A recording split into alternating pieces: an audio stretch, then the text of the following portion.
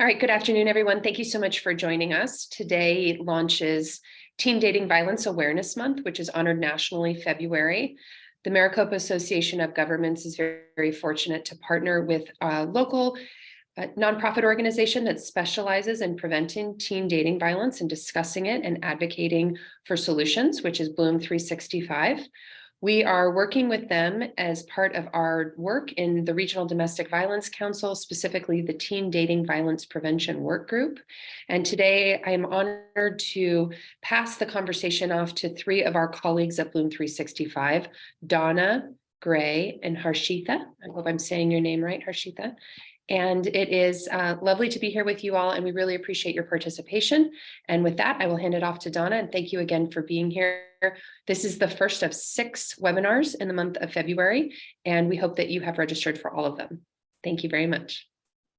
Thank you, Kelly, and thank you all for joining us on this lovely afternoon. We are just so thrilled to be here to share some information, but also to hear from all of you. So as we're kicking off this first of several webinars, what we would love for you to do, if you have access to the chat, the webinar chat, go ahead if you want to introduce yourself in the chat so that we can start building some community. Prevention takes all of us, and it takes us building community and building relationships.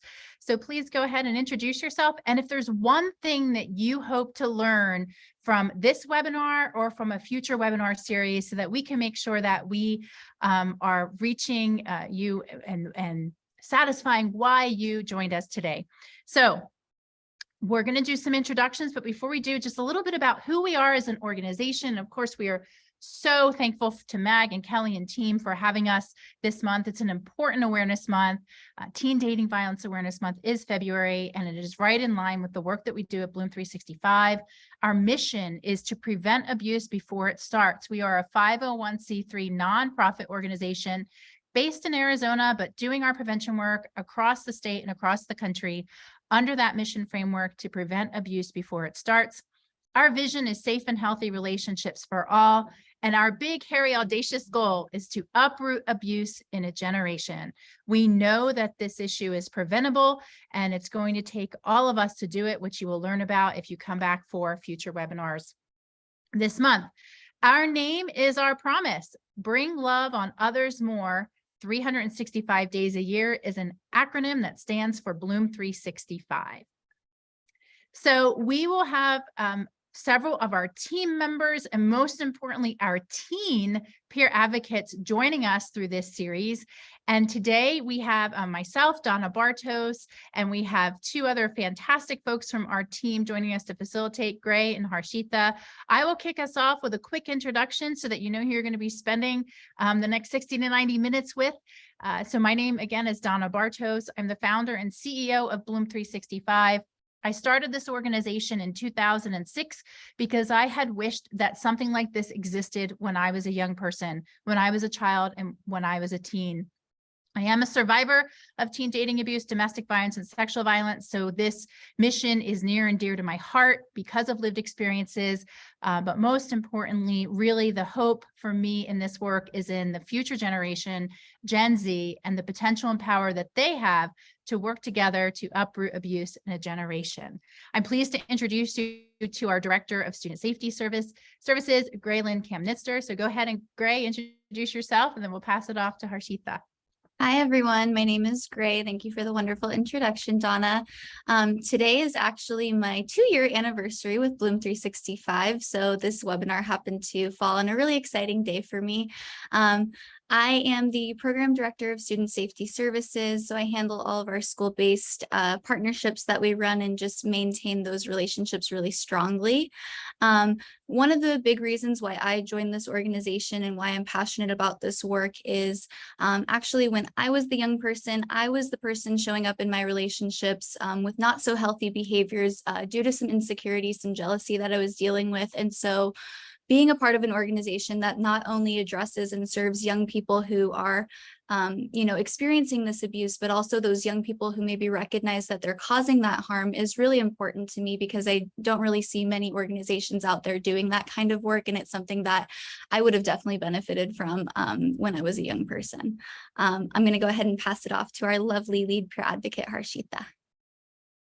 Hi, Hi, I'm Harshita. I'm a lead peer advocate, and basically my role is to be at schools and just starting like a club there, a movement there at each individual, at my school, and really empowering other students to join me in changing the world and kind of especially for teen dating violence, bringing that awareness to our school.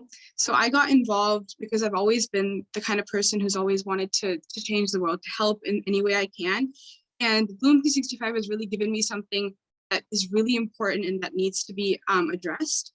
And the way that, because Bloom 365 addresses the root causes and works with prevention. And I feel that's really important, especially starting in high school, where we see a lot of these behaviors start to emerge. And I know many of my friends and many people I've met feel as though their experiences aren't being addressed simply because of their age. And the fact that Bloom 365 is able to come in there and really help those people is something I find really important.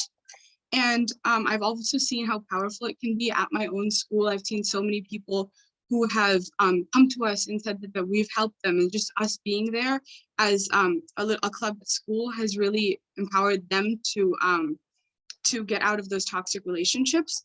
And we've also seen a lot of those people say that we've created that really safe environment at school. Amazing. Thank you both for that wonderful introduction. So I see we have Jess who introduced themselves in the chat, working with probation. Would love to know how to identify and have a conversation with our youth when abuse is suspected.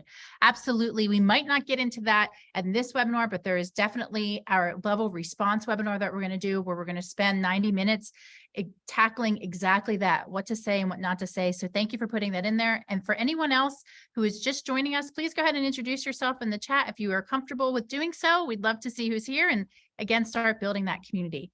So webinar number 1, we are going to focus on what is teen dating violence? What are the signs? What are the symptoms?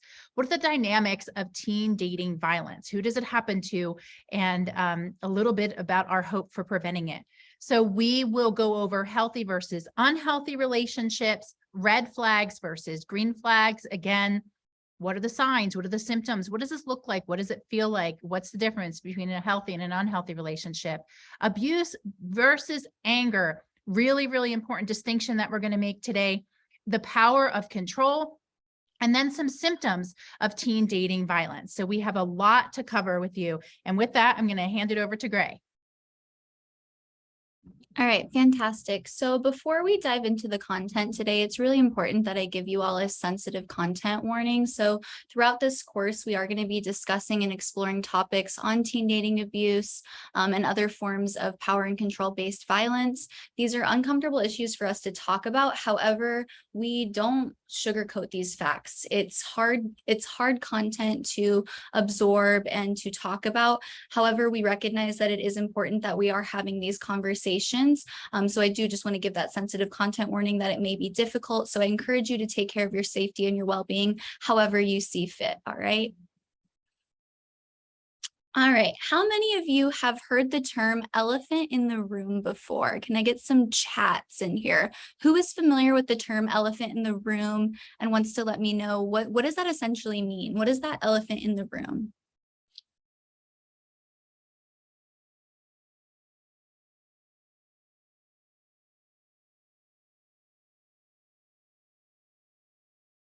The big things that we don't want to talk about. Thank you, Kelly. Absolutely. Unless you work for the circus or the zoo. Yeah, absolutely. So yeah, we recognize that elephant in the room, it's a problem or a topic or a situation that exists that nobody wants to discuss, but it's uncomfortable for whatever reason. And so we're not discussing this. And so throughout this content, throughout this lesson and the webinars that we give you all, we allow you the opportunity to submit something that's called an elephant in the room card. In this case, it's going to be through a Google form that I just shared in the chat for you all. And so on this form, we're allowing you the opportunity to submit any questions, comments, concerns that might be those quote unquote elephants in the room for you.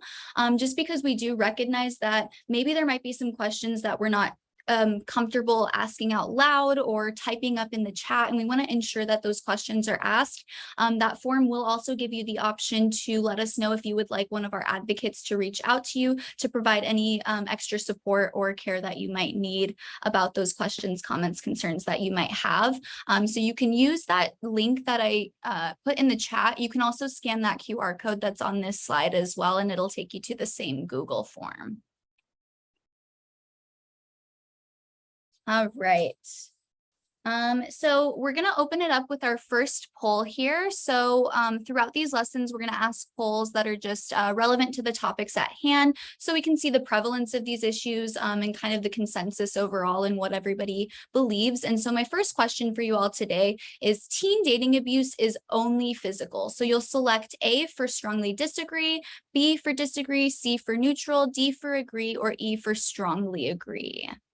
And your answers are anonymous, just so you know. Yes, they are anonymous. So there's no way for me to track who has answered what. So please just answer honestly and to the best of your ability.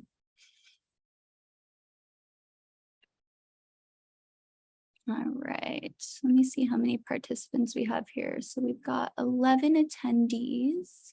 So I should get 11 responses. So we have 6, 7, 8, 9,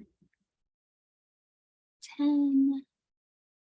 Just need one more response from you all. And what we'll need to do, Gray, is after this poll, jump to the next one because they're connected. So if I were to end it, we would end both polls. So it looks like we have a good response for that one. I'm going to go to the next question if you want to. Okay, perfect. Answer that one. All right. So our next question, everybody, we are asking or stating here that teenagers' inability to control their anger is the reason that abuse happens. So A is true and B is false. And I do see we have all responses. Donna, did you want me to go ahead and share how we responded? I just shared. Do you see it?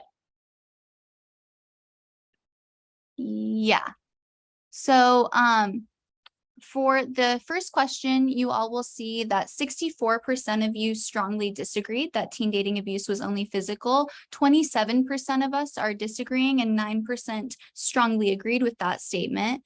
And then as far as the teenagers' inability to control their anger is the reason that abuse happens, we see that 36% of us believe that that's true and 64% of us believe that that's false.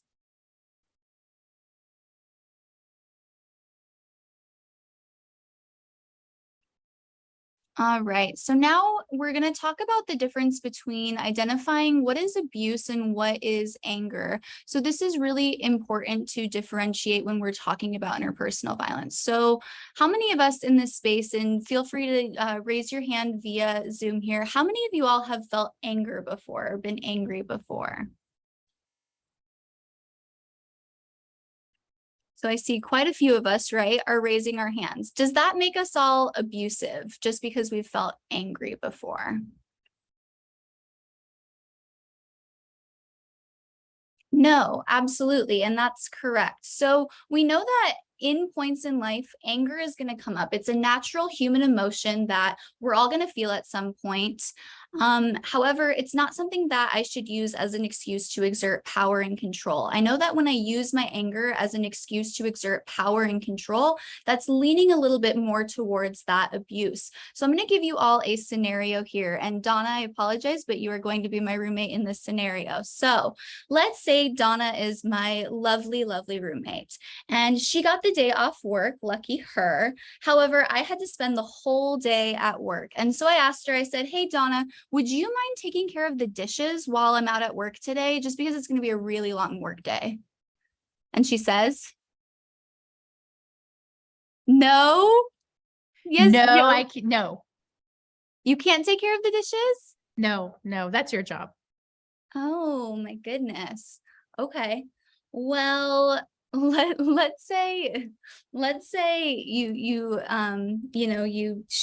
she told me, right, that she's not going to take care of the dishes. And so what I end up doing is I go to my room and I slam my door really loud. And then I open that door back up and I look Donna in the eyes and I say, next time that's going to be your face.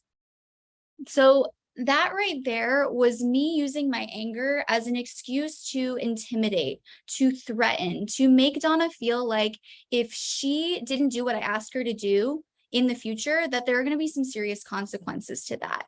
So my roommates, my friends, my family members, they shouldn't be afraid of me. As soon as I use that anger as an excuse to exert that power, that control, to intimidate, to instill fear upon somebody else, that is no longer that natural human emotion of anger. That is now leading a little bit more towards that abuse. And so that's that key difference there, that we want to make between those two. And I just want to jump in here. Thank you, Gray, for that. And I don't know if any of you, if you watch the news still, and if you watch the segments where they have stories, sadly, about domestic violence or domestic violence homicide or teen dating violence or teen dating violence homicide. And oftentimes those who are reporting on the story say, gosh, why was that person so angry that they did that? Why didn't they go to anger management? And this is really an important distinction to understand if you are a parent, if you are a caregiver of a young person, if you are a role model for a young person, that we all get angry. This is a natural emotion. Some of us get more angry than others, and some of us may need anger management because we're taking out our anger in unhealthy ways, like punching walls or doing things. But when that anger leaps from being anger between you and that emotion and you and that object and no one else, and leaps to where you are instilling fear or trying to intimidate, it's abuse. And I think the key here is that even those conversations around us and where we're getting information about these issues, there are still individuals and folks and networks and systems that are calling this anger. And it's a really important distinction to make, especially when we're talking about interventions and helping young people to build healthy and safe relationships, that it is about power and control. And so if you have a young person in your life, a teen or a kiddo who you recognize is using these tactics of control, having physical outbursts or doing things to intimidate, instill fear, or to control or be abusive, then know that the interventions for them should focus on rooting out that power and control versus just anger. And it's just a really important distinction to make, especially for us parents, because I don't know about you if you are a parent of kiddos, but sometimes they can push our buttons and we can get very frustrated or annoyed or aggravated. And we have to be very careful with how we respond, because our response is threatening, intimidating, or coercive. And if so, then we're exhibiting that power and control is the norm and how you get people to do things that you want them to do. So Gray, back to you. Sorry for jumping in there, but it was an important distinction. Okay. Absolutely. So now we're going to go ahead and define dating abuse. So we know that dating abuse is a pattern of abusive behaviors that are used to gain power and control over a dating partner. However, when we're having these conversations about unhealthy relationships, it's really important to note that the unhealthy use of power and control, it doesn't just show up in dating relationships. This is something that can show up in our friendships as well. I'm going to ask you all to use your raise hand function once more. How many of you all have maybe experienced toxic or unhealthy friendships before?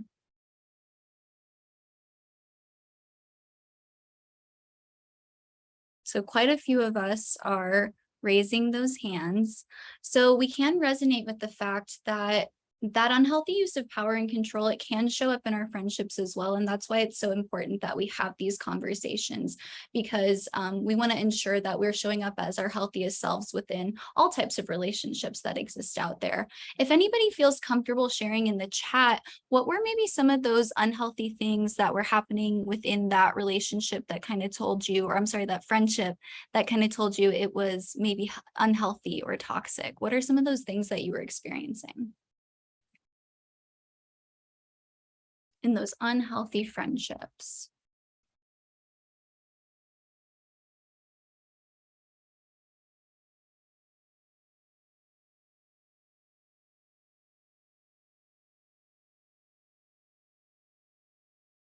Social pressure to do something that you don't want to do. Absolutely. Yeah.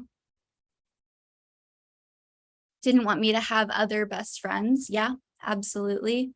Verbal abuse. Yep. Anybody else care to share?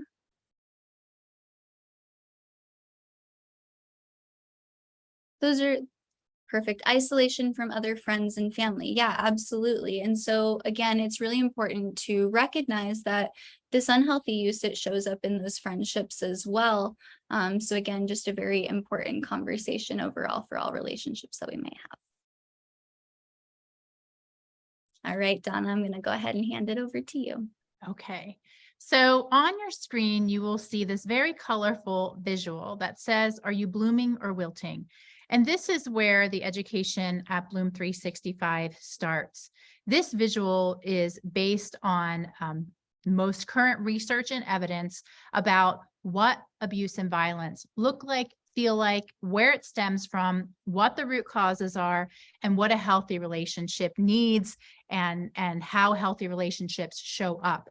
So I'm going to walk you through this visual. This visual is something that you will have access to. We're going to provide you with a link and a QR code at the end of this webinar where you can access some of the resources that we've shared here, including this education tool, which you can use to spark those conversations with the teens in your life about healthy versus unhealthy, blooming versus wilting, caring versus controlling relationships, friendships, or even communities. So I'm going to call your attention to the center of that wilting flower. In the center of the wilting flower, you will see some common characteristics, or also known as red flags or warning signs of verbal, emotional, physical, or sexual violence. We have intimidation, threats, jealousy, coercion, isolation, verbal abuse, financial control, put downs, physical violence, sexual assault, emotional abuse, dominance, and humiliation. Now we know that these, sometimes we can spot them, sometimes they are clearly seen or overt, and sometimes we can't see them that well. They might be low key or subtle. But what we do now know about all of these tactics of abuse and violence is that they stem from power and control.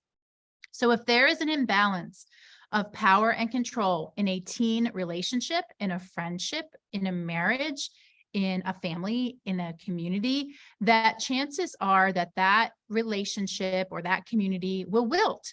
And when it wilts is when we see these types of abuse and violence show up. So you'll see on that stem of that wilting flower, power and control, one individual using their power to control someone else through these tactics of verbal, emotional, physical, or sexual violence. What we also know from 5 decades, and not just Bloom 365, but researchers and smart academics and smart people and organizations across the country and around the world, what we know is that power and control is deeply rooted in what we call root causes. So you will see them listed here. And at our next session next week, we will focus specifically on these root causes. So today we're focusing on the center of that wilting flower and the stem of that wilting flower. And our next webinar, we're really going to do a deep dive into the roots, but they include social acceptance. What social acceptance essentially means is silence in the face of violence, tolerating abusive and violent behaviors when they show up, tolerating it in our own relationships, not those as victims, but those who have friendships or family members or coworkers who are who may be wilting, may not be showing up as caring, and may be showing up as controlling and not saying anything about it, not holding those who are using power and control to do harm accountable for those behaviors. Choice. The word choice in the wilting flower and in the blooming flower does not represent to our teens that they have a choice to make to either let someone harm them or not. It's not you have a choice to make to wilt or bloom. The rooted word choice here means we all have a choice to make, and our teens have choices to make too. Are we going to show up in our world today and be controlling or caring? Are we going to be harmful or helpful? Are we going to be wilting or blooming? So it's a really important distinction to make, because time and time again, when we talk about teen dating violence, often those who are experiencing it or those who are the quote unquote victims are often blamed for the experience of abuse and violence and are told if you just end the relationship, the abuse will stop. Well, that's not always the case. So choice here means we have a choice. Are we going to make someone wilt today, or are we going to help them bloom? Taught abusive behavior. There are many places where teens and kids are taught that controlling abusive or violent behaviors, intimidations, jealousy, isolation, financial control, emotional abuse, dominance, etc., are okay, are tolerated, and are normalized, whether it's at home, whether it's in media, at school, in our community, wherever it is. There are many environmental factors here that play into teaching kids and especially teens that these behaviors are okay. And sometimes you're going to gain points if you're that controlling, abusive, or violent person, because you're going to show strength. So that's where taught abusive behavior comes in, not just at home, but in the world around our teens, where they are learning that the way to gain power is through control. Exposure to violence as a child. This is what we call adverse childhood experiences, where those exposures to whether it's family violence or community violence come in, where dating abuse, domestic violence, sexual violence have been normalized in their lives growing up.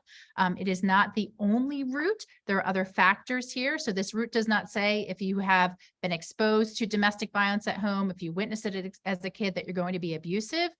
We're not saying that, but what we are saying is it can influence your behaviors, and it can influence your choices and actions. And then insecurity, one of the biggest roots that teens tell us is most relevant to them. When you think about the kiddo at school who is harming others verbally, emotionally, the quote unquote kid who is doing the bullying behaviors, oftentimes we can link that back to this deep insecurity of feeling unheard, a feeling unseen, a feeling alone, a feeling isolated. And the way to gain power and control could be through these tactics, like potentially possessive jealousy, or even violence. And then we see another root in here, unhealthy gender norms. And we're really going to talk about that one next week at our next webinar. But this really focuses on help-seeking behaviors of young people who are more prone to reach out for help, where statistically we see more violent acts of violence happening based upon gender. And how do we change these stereotypes so that all young people know that safe and healthy relationships are the path forward, and that they deserve them, and that anyone can reach out for help? So those are the dynamics of that wilting flower, and we're going to go through all of them through this webinar series. And then on the flip, what do we need for a healthy and safe relationship? Well, those roots cancel out the wilting roots. So empathy, being able to put yourself in someone else's shoes, positive self-esteem, canceling out that root of insecurity. Trusted adult allies. There's a lot of research out there that says if a teen or young person or child has at least one adult in their lives that they can trust, that encourages them, that they feel safe with, that is something that can protect them from these harmful situations. Positive peer relationships, and not just having BFFs or best friends, but really having positive relationships with friends or peers at school or in community, where you feel like you belong, where young people feel like they have a community of young people who get them, who support them, who they can talk to, so that they are not isolated or alone. And then we have positive taught behavior. That root, again, canceling out that taught abusive behavior, where for instance, where we may see more of the positive stories in the news, or more of the positive things showing up on social media or TikTok or Instagram, instead of that negativity always seeming to carry the weight of the, carrying the microphone, being heard louder than the positive stuff. And then again, choice. Are we going to be caring, or are we going to be controlling? And social change, two words over the last few decades that have truly become misunderstood and become politicized. But really what social change means, how are we going to change where we see these wilting behaviors into blooming? And how do we do that across a generation and across our communities, our society, and our relationships as a whole?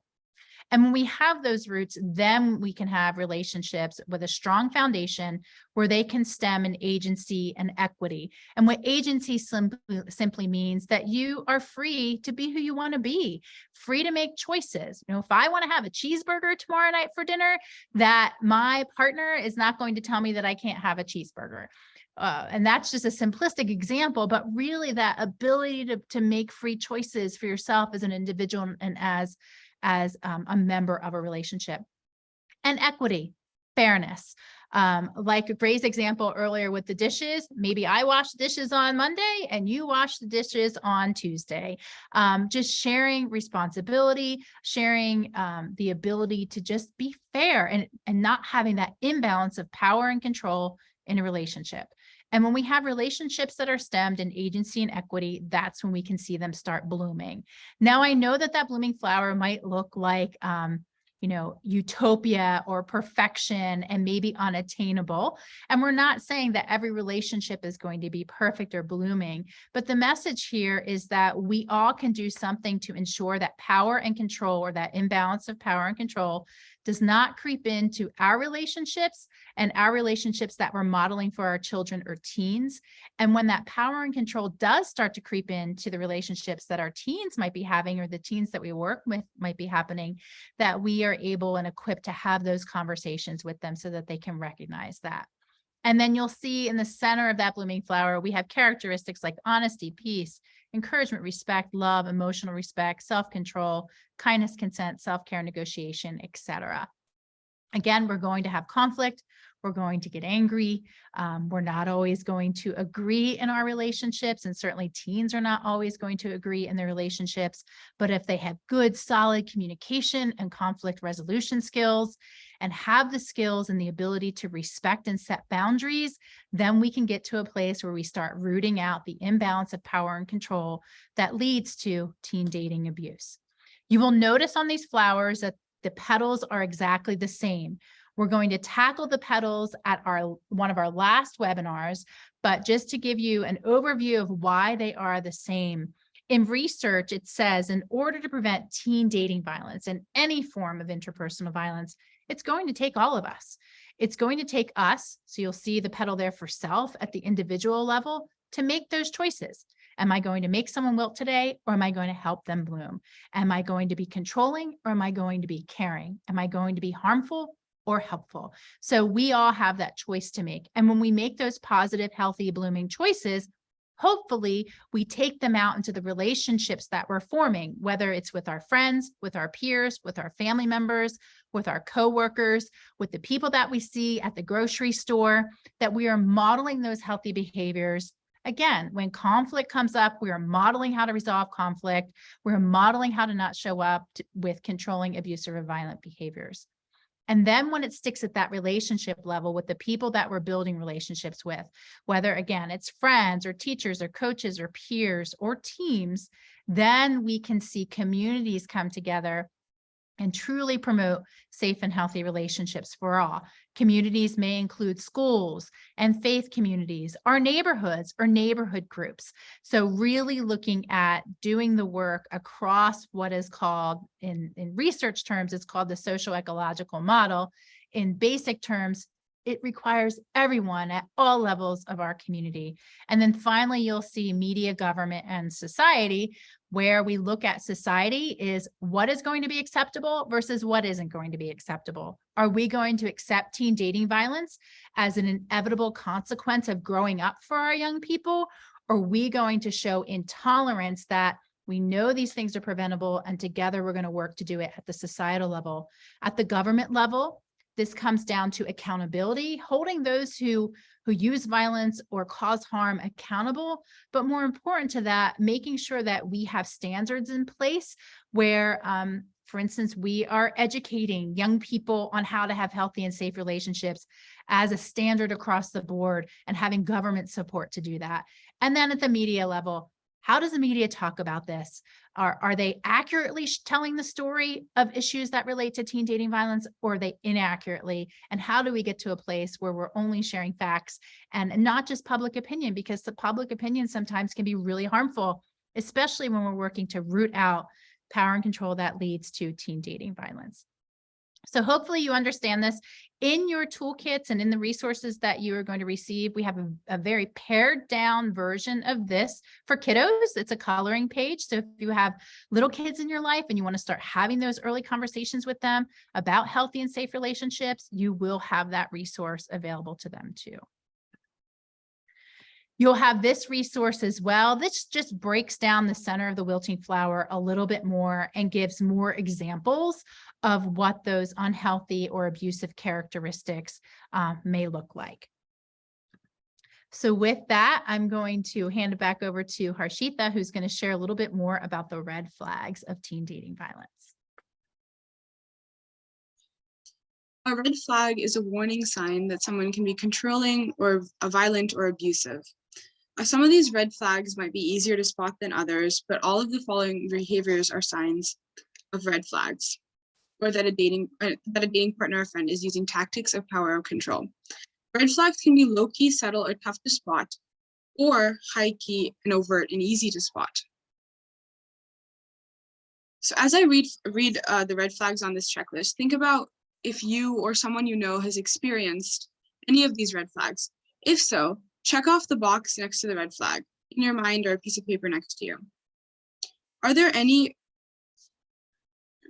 so the first one, wants to get serious too quickly, humiliates you, calls you names, puts you down to break your confidence, treats you better than other people are around, screams at you to intimidate you, follows you, calls, texts repeatedly to check up on you, pressures you to go along with what they want, tries to humiliate you via text, email, or social media, throws, hits, or breaks things to make you afraid, gets overly jealous when you spend time with friends or family, possessive, dominant, or due to financial status, insists that you give them passwords to voicemail, email, or social media accounts, physically or sexually assaults you, denies their abusive behavior or blames you for their abusive behavior, short-tempered, reacts aggressively. Are there any red flags that you think that may be missing from this list? For example, pressures you to send inappropriate pictures or refuses to use your preferred pronouns? Share if you have any more to add to the list in the chat.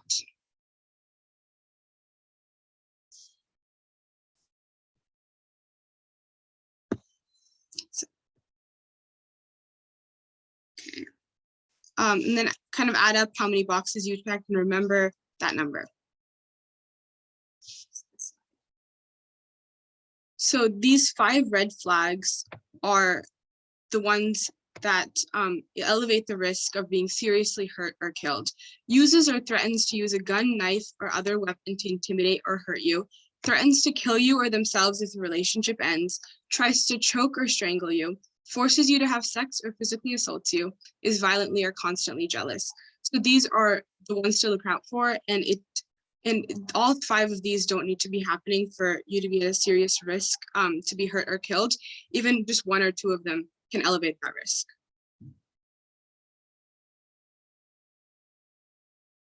In addition to these red flags, there are some subtle or low-key power and control tactics to pay attention to.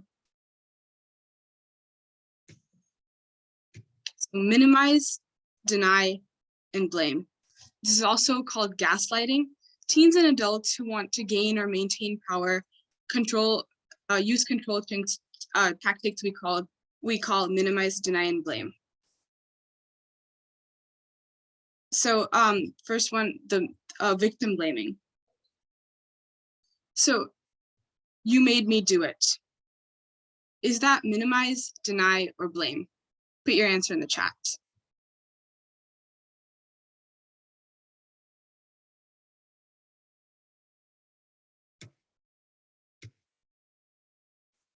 Blame.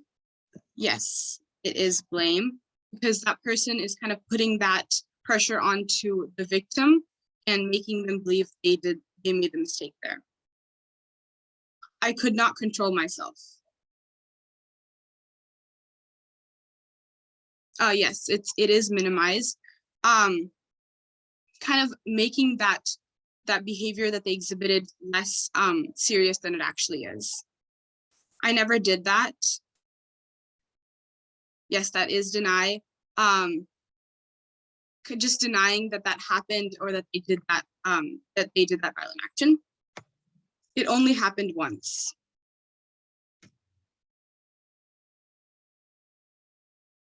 Yes, that is minimize. Making light of something that's really not something to be made light of. You didn't say no.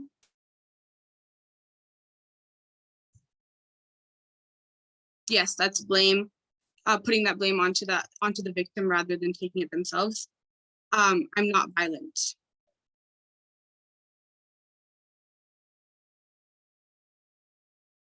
Yes, that is deny. By show of hands, who here has a hard time admitting when they're wrong?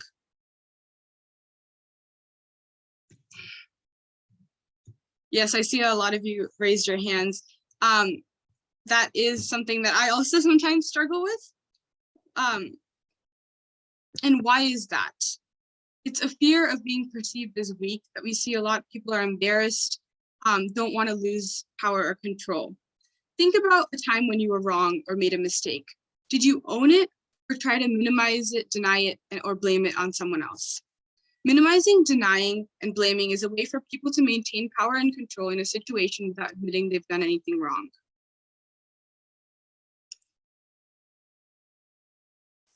I will hand it over to Donna.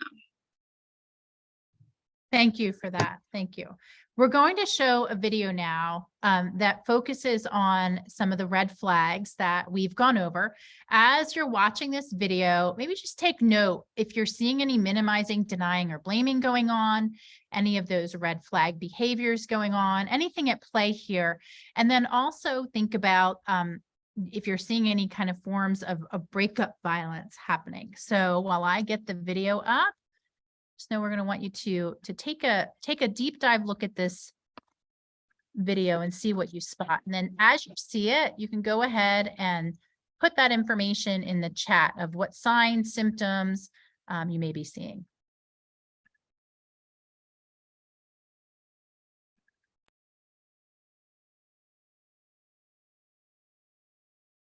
Now, Gray or Harshitha from our team, when I play, can you give me a thumbs up that you all can hear the video?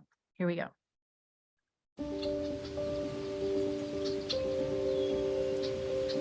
Hey, have you heard of Bloom 365?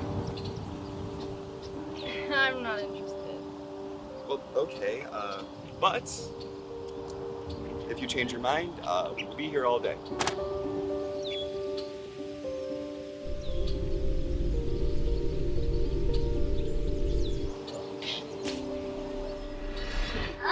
You're so funny, babe. I gotta head out, but let's do something soon. For sure. Just let me know when.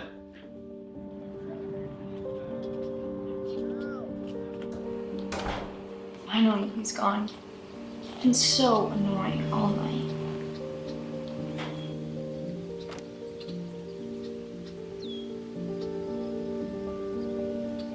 You're so stupid and pathetic sometimes. I don't know how I put up with you.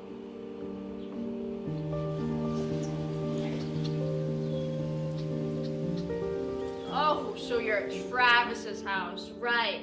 Right, that's code word for like another girl's house. Probably Jessica. I wouldn't doubt that. You're probably at a girl's house, huh? Liar. I literally saw you like her photo on Instagram. Well, yeah, that's my friend. Oh my god, What's but I wrong? told you it makes me uncomfortable. What's wrong with liking my friend? Because she's like half naked. It makes me feel jealous. Sarah, please calm down. There's no need for this to turn into some crazy argument. Oh, so you think I'm crazy now? No, I that's... can show you crazy. Yeah, so is that crazy enough for you?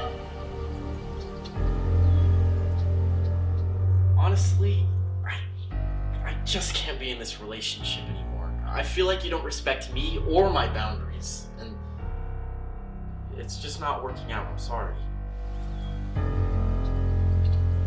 No, you don't understand. If you leave, I'm gonna kill myself. I can't live without you.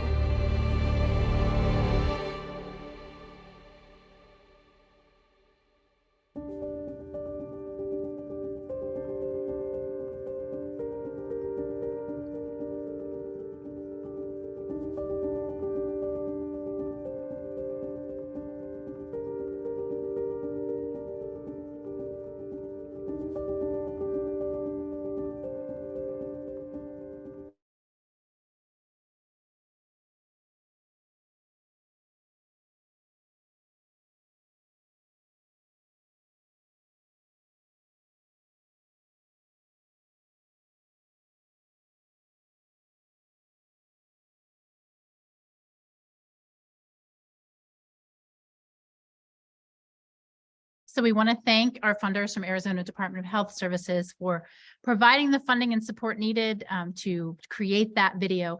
So in the chat, what did you notice? Did you spot any of those red flags, any of the minimizing, denying, blaming behaviors? What did you see? And was there anything that surprised you with that video? Breaking things?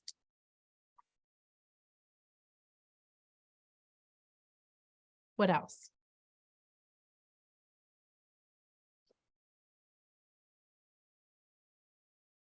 Did anything surprise you?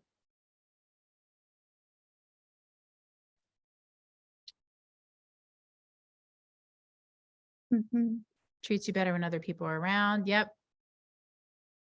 The girl was the perpetrator. Yes. So I don't know if you pay attention to these things out in the community as it relates to teen dating violence, domestic violence, sexual violence, but usually when we see posters in public places like the airport, like the sports arenas or stadiums, typically the posters are always in whose bathrooms about if you're experiencing this, are you a victim? Here's the hotline. Where do we usually see those posters? Any guys here on this webinar, do you ever see those posters in the guys' restrooms at sporting events or the airport that says, if you're experiencing teen dating violence, here's the hotline. If you're going through domestic violence, here's who to call. If you've been sexually assaulted, here's who to call. Does anybody see those in the guys' rooms, or are they primarily in the women's and ladies' restrooms?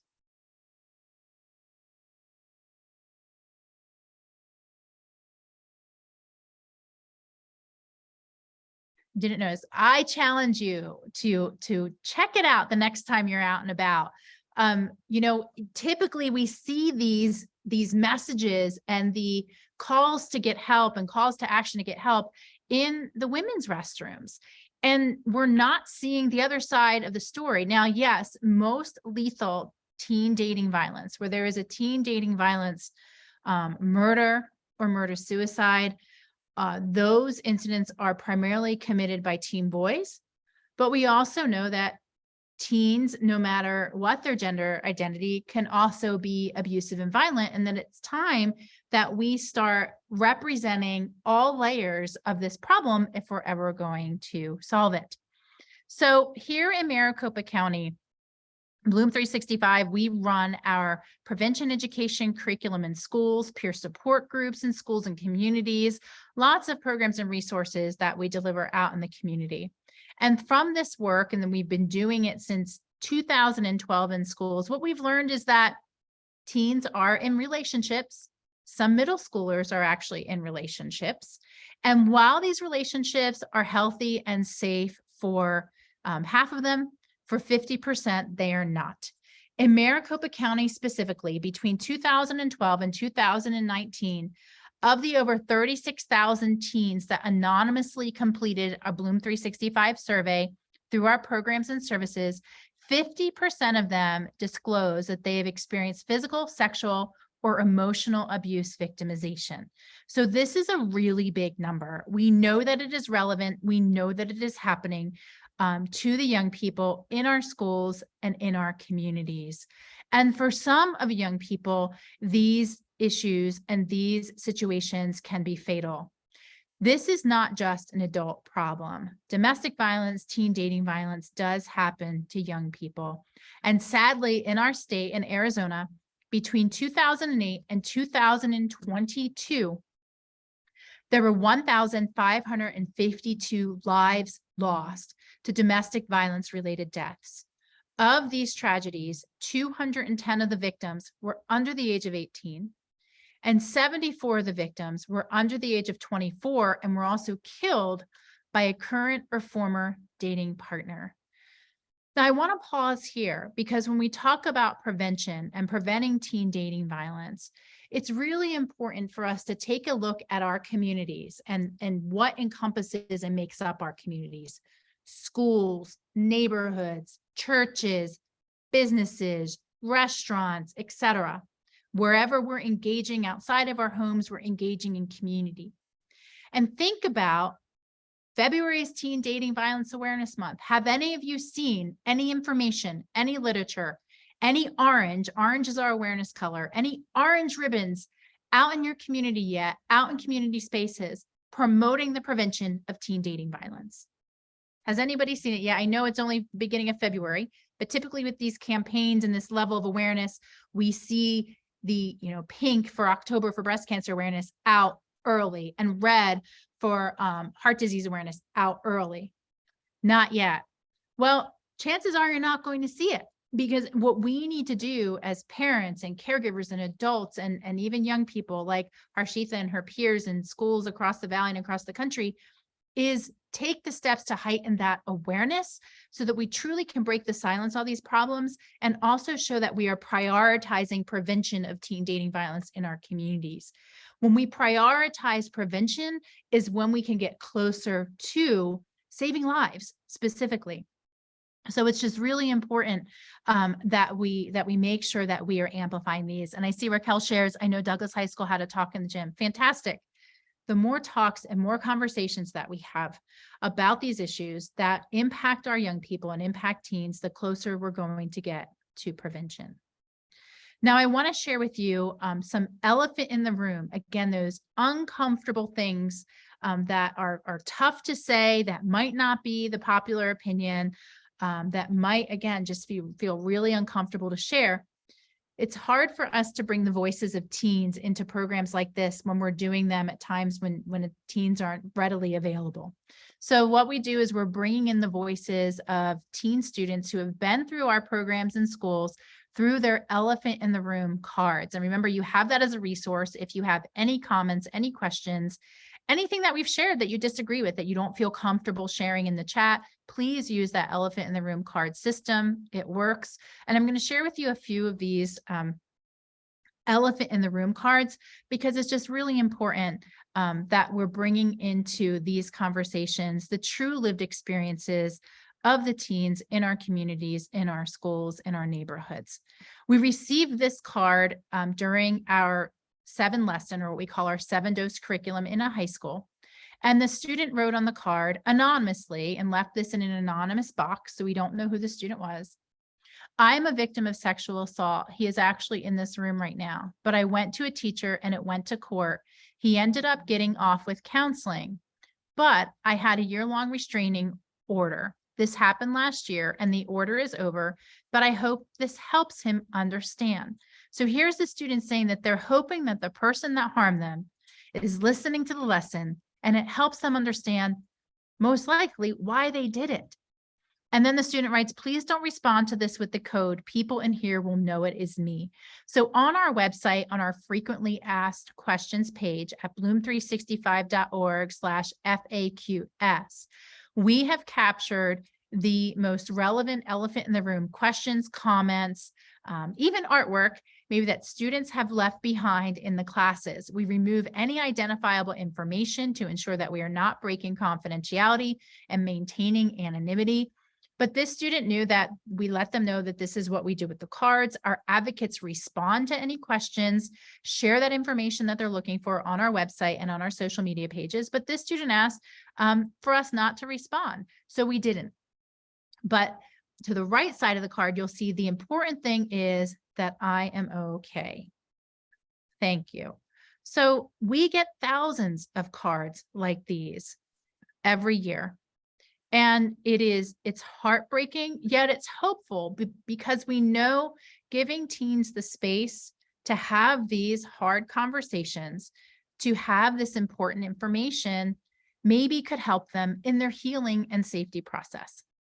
So this card says, there's this guy who has been stalking me since October. He eavesdropped on my conversation to get my phone number and finds me during lunch and won't leave me alone.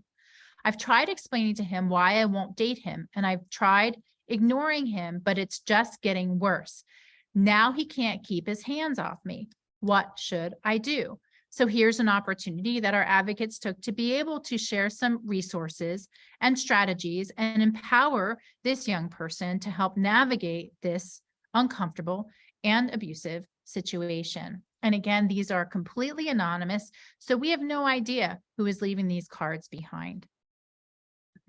What do you do in a situation in which your partner will kill themselves if you end the relationship? We do know with teen dating violence and domestic violence that over 70% of the time, there is suicidal ideation of the perpetrator or of the person who is using violence when there's a domestic violence homicide or there's a teen dating violence homicide. In over 70% of those cases, there was a suicide ideation, suicide attempt component. So teen dating violence prevention and suicide prevention, while parallel, do go hand in hand when we're talking about preventing homicides and murder-suicides as it relates to unhealthy and abusive relationships. In addition to students anonymously disclosing that they've experienced victimization, that they've been the target of verbal, emotional, physical, or sexual violence, 29% of teens surveyed in those same years across Maricopa County disclosed that they perpetrated physical, sexual, or emotional abuse. Now, I want to pause here and share that typically within organizations like ours that provide victim services, very few organizations across Maricopa County and across our state are 100% youth-centered or Gen Z-centered. And even more rare is organizations that focus on preventing the root causes and reducing the risk of teen dating violence perpetration from the point of providing interventions for young people who are at risk for using violence or harming others. And it was this data that we received through our curriculum that inspired and motivated us to figure this out too.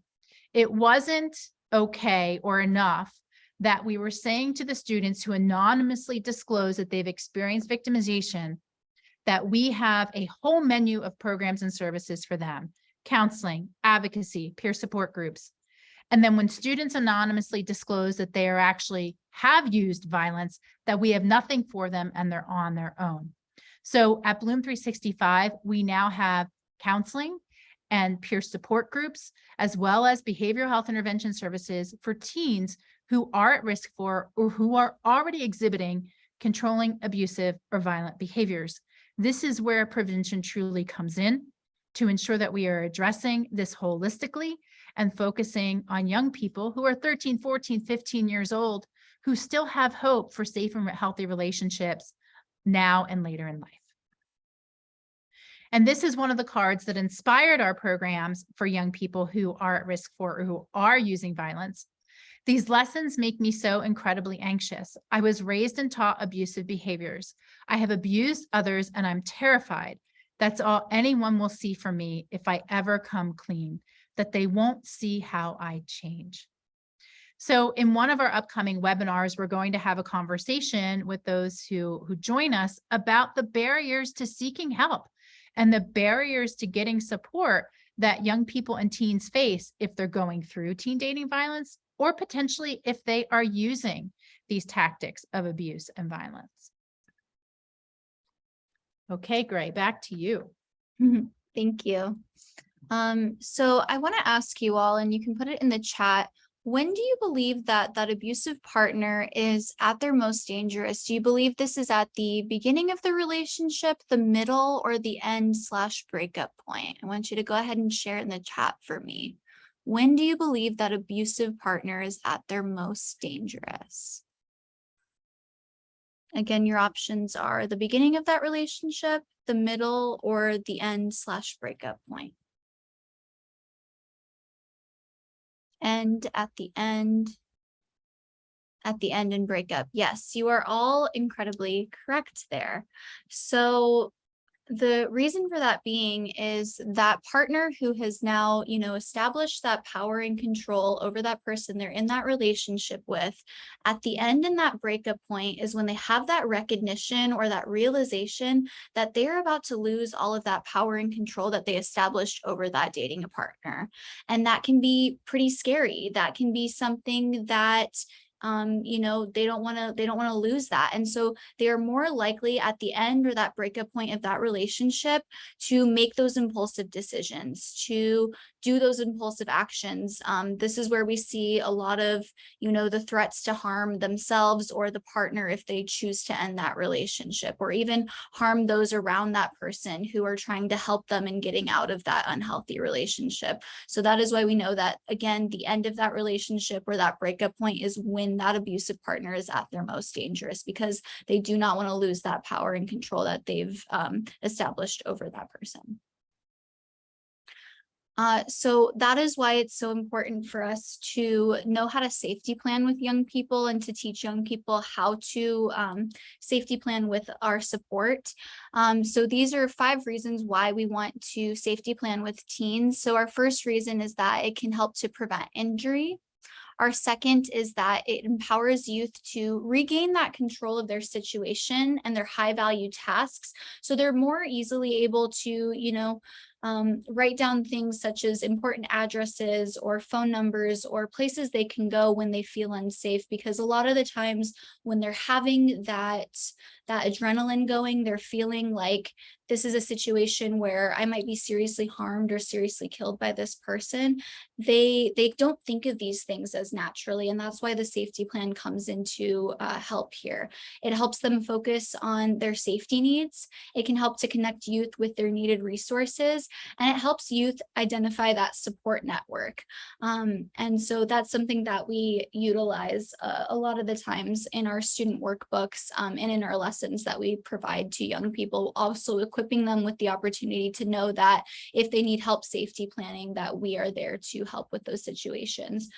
So right over here, we have examples of safety questions now. So the first one is, which friends or peers can offer you that support? Where could you go quickly if you had to get away from your partner? Do you have a few phone numbers memorized in case your partner takes or breaks your cell phone? Can you change your schedule or routine to limit your interaction with your partner or your ex-partner? Do they know your passwords or have access to online accounts? And do you want to report the abuse to the police or get an order of protection? So now we're going to talk about something that's called Katie's Law here. And so Katie's Law was enacted on September 30th, 2009 in Arizona, and it allows those in dating relationships, whether they be romantically or sexually, to be afforded the same protection under law as those who live with, are married to, or blood related or pregnant by that abusive partner.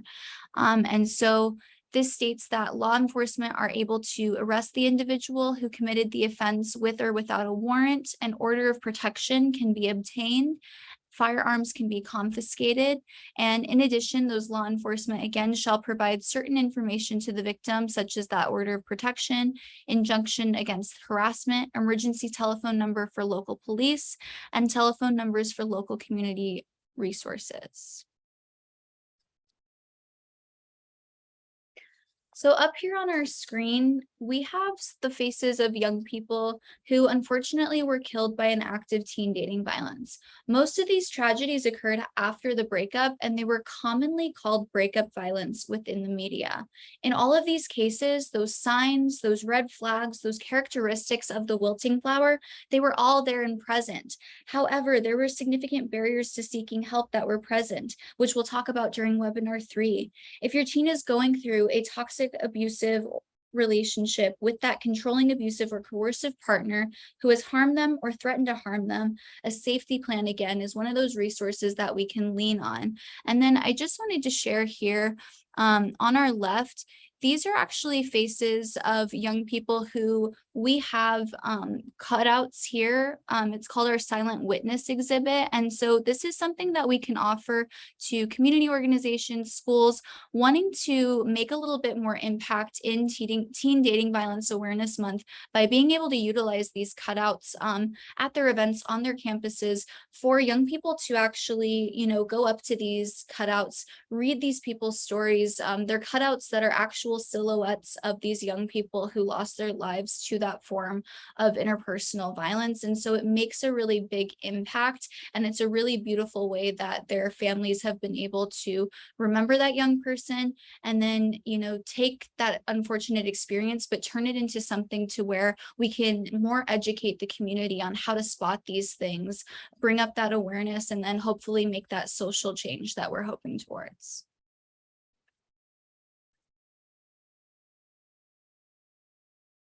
All right, so these are the consequences associated with that teen dating violence when it is unaddressed. So these are the consequences directly tied to if that teen dating violence goes unaddressed, it goes ignored, it goes as that elephant in the room that nobody's going to be talking about. So if warning signs of victimization are not addressed early on, they can only lead to violent or lethal trajectory, but our youth are at a higher risk for suicide attempts, anxiety, depression, social isolation, poor academic performance, and risky behaviors such as substance abuse. And that is demonstrated, and we know that by CDC research, so the Center for Disease Control.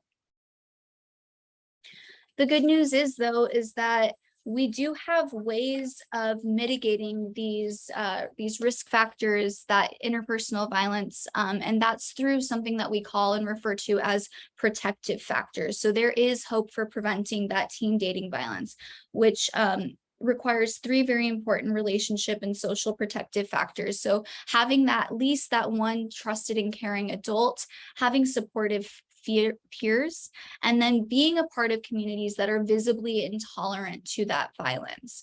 And these protective factors are something that are also reflected in the roots of our blooming flower that Donna discussed earlier on.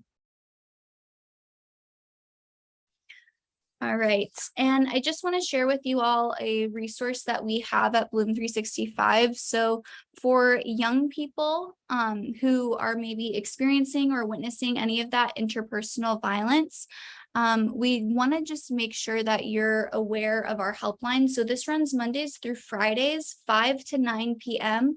That young person can call us, they can text us, they can chat us. It remains anonymous, free, and confidential, just so they can have somebody to talk to. So examples of talking points that we can have with those young people, it can be maybe they're struggling with that self-care or self-esteem. They might be dealing with a breakup, having friend problems, trying to cope or heal after abuse, having a tough time with respecting boundaries, think that maybe they're exhibiting some of those controlling, abusive, or violent behaviors, or they just need that extra emotional support, somebody to talk to about what they're experiencing.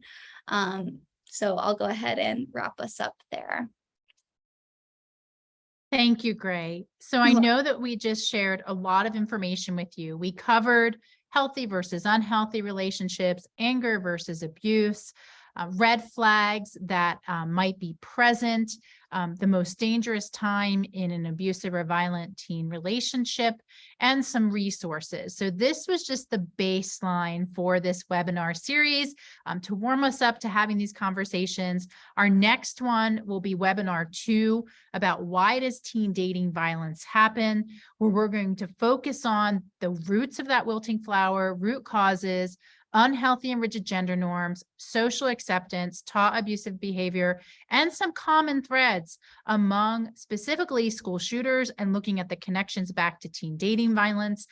The next one is going to be highly interactive. So if you are planning to join us, we will be having conversation. We might even try, if we've got enough folks, we might even try to do a breakout group. We want to make sure that you're not only getting information, but you're also having these meaningful conversations so that by the end of the series, we truly can work together to prevent teen dating violence and uproot abuse in a generation. Again, this resource and other resources are available for you. If you want to take a photo of this QR code will take you directly to a publicly shared folder where we populate all of our Bloom 365 resources. We have our posters, our campaigns, our peer support group information, our upcoming trainings and events that we have for students and parents and caregivers and teachers. So this QR code will take you directly to that folder. Gray, I'm not sure if you're able to do it, if you're able to put the link in the chat for everyone. But if not, if you want to just take a snapshot of this QR code, and we will make sure that we get the link to you either in the chat or at a later time, just so that you have access to all of those resources. Yeah, so I can't share the link currently, but I am going to leave you all with my email. I do have the capability. I can email us all that digital folder as well if for some reason you weren't able to scan the QR code. So I'm just going to send that in the chat now. Awesome. So thank you. I'm going to hand this back now to Kelly and team at MAG. And if you have any questions and want to share them in the chat or in the Q&A, we will stick around to answer them.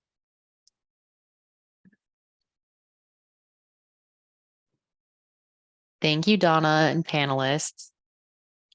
Kelly had to hop off early, but I'm going to stick around for a little bit if anyone has any questions. Wonderful. We hope we see you at our next webinars. They are February 7th, 9th, 15th, 22nd, and 27th. If you want to know what they are specifically going to be covering, you can check Bloom 365's Instagram out. We've done some posting about what the topics are that we're going to be covering. And we have allocated about 90 minutes for each of these. Today we wrapped up early, but we give that extra time in case there's a lot of conversation.